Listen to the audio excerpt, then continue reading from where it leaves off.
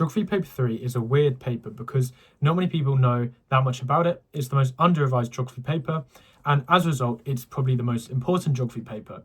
This is where your grades are made or broken, right? You may be really confident with papers 1 and 2, and that's all fine. That feels more like the stuff you're used to, you've spent the most time in class. But this paper is really important, and it often takes students by surprise, and so they end up doing much worse in it than they would have wanted. Now, obviously, this doesn't have to be the case. And in this video, what I'm going to try and do is break down this paper, make sure that you understand it and feel prepared in terms of how to deal with it, how to practice it, how to revise it. If you find this helpful, then please make sure to subscribe and leave a like as well if you would like to. Now, the first thing that I want to talk about then is that, like I said, this paper is often very under-revised.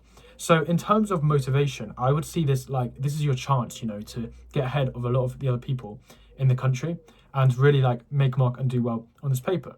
Now, it's mainly just scary because it's unfamiliar, but I managed to find good methods to kind of deal with it, make sure I got a high grade in it. And like I said, this is what I did. So the first thing then that I always recommend in terms of unfamiliar papers, things that you don't really know, is you need to make sure that you get very, very familiar with them. So obviously there was a few years during COVID when it was impacted. I think my year was included. I was the tail end of COVID, so I sat my exams, but I think I didn't have to do field work, for example. So yeah, I would look at the 2023 onwards, because those are the ones least affected by COVID, or the ones before COVID. But either way, you need to make sure you get familiar with it. Now, the paper, and by the way, this video is focused mainly on AQA. If you don't do AQA, unfortunately, it won't be that helpful for you. It may still be worth watching, but yeah, I apologize for that. So yeah, basically what I was saying is that the paper is split into two main parts.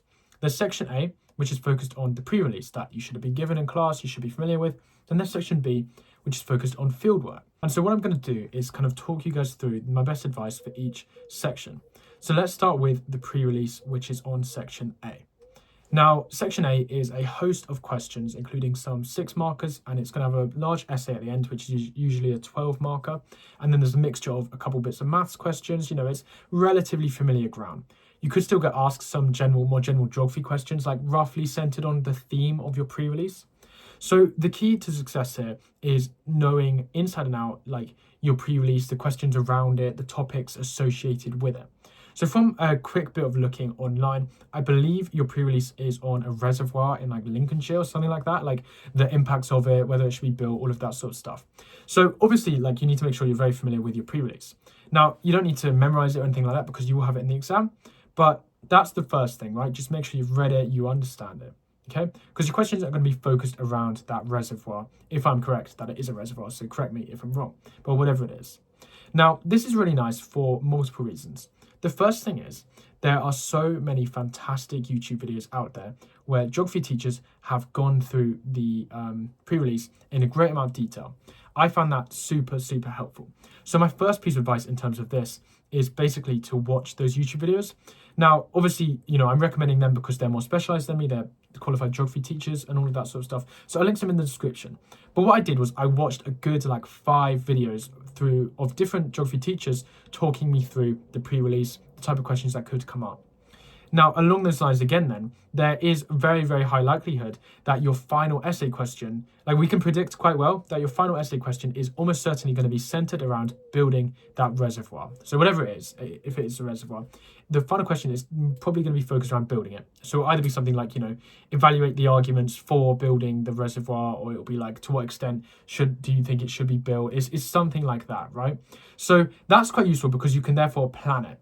And that's what I did. I wrote a practice essay the night before on whether it should be built or not, the pros, cons, hopefully that, I've seen the YouTube geographers gone through, my teacher went through them.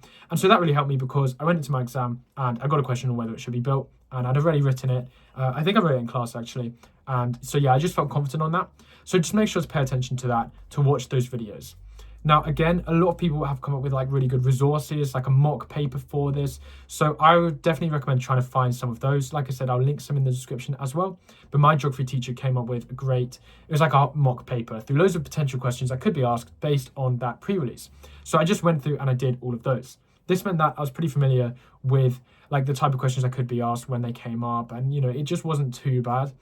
So yeah, the pre-release, like I said, it's not that difficult, I'd say, but you've got to like prepare for it, make sure you're very familiar with it, and make sure you've at least practiced some form of whether that reservoir should be built, or like the final question as well.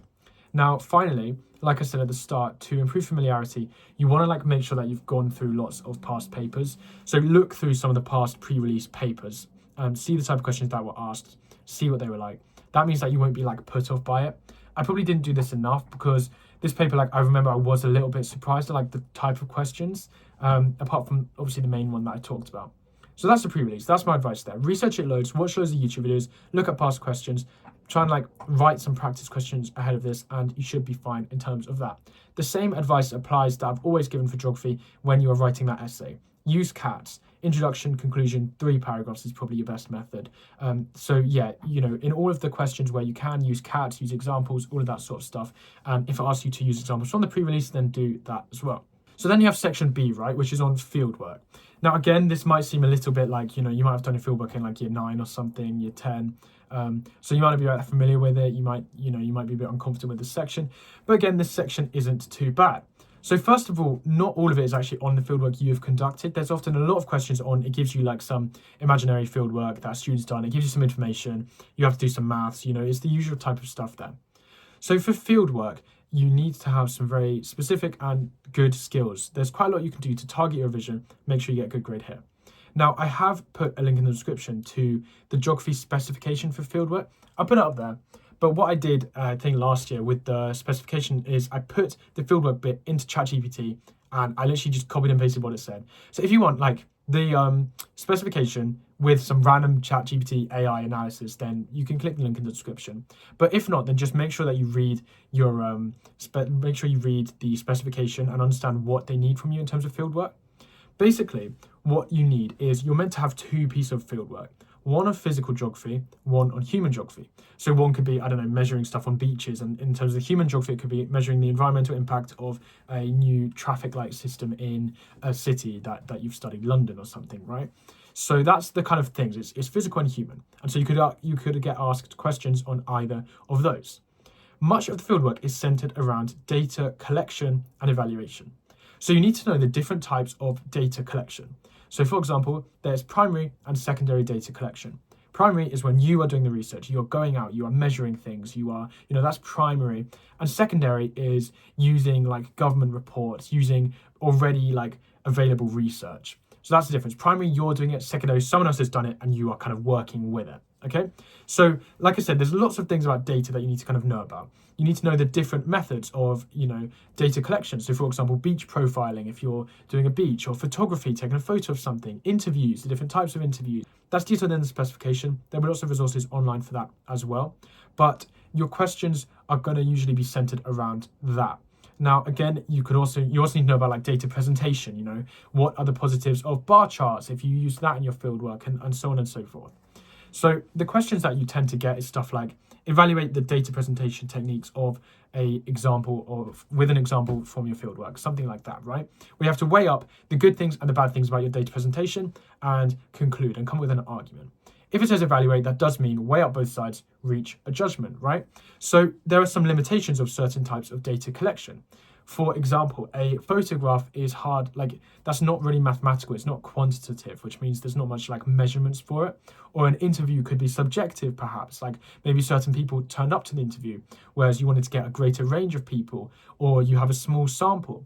So knowing about the limitations of certain methods is going to get you quite far for this as well. Like I said with section A, look at loads and loads of past papers for this. That really would be my advice. See the type of questions that come up. You will see a theme. You'll see the type of questions that are asked. And if you go alongside the specification, then you're going to be fine for this exam. Now, as always, I've got the final reminders. Timing is pretty hard. I found this paper, I think this was actually for me the hardest geography paper for timing. I've always said geography is hard and you push for time, but this one definitely is. So bear that in mind for the exam. Use CATs, write enough.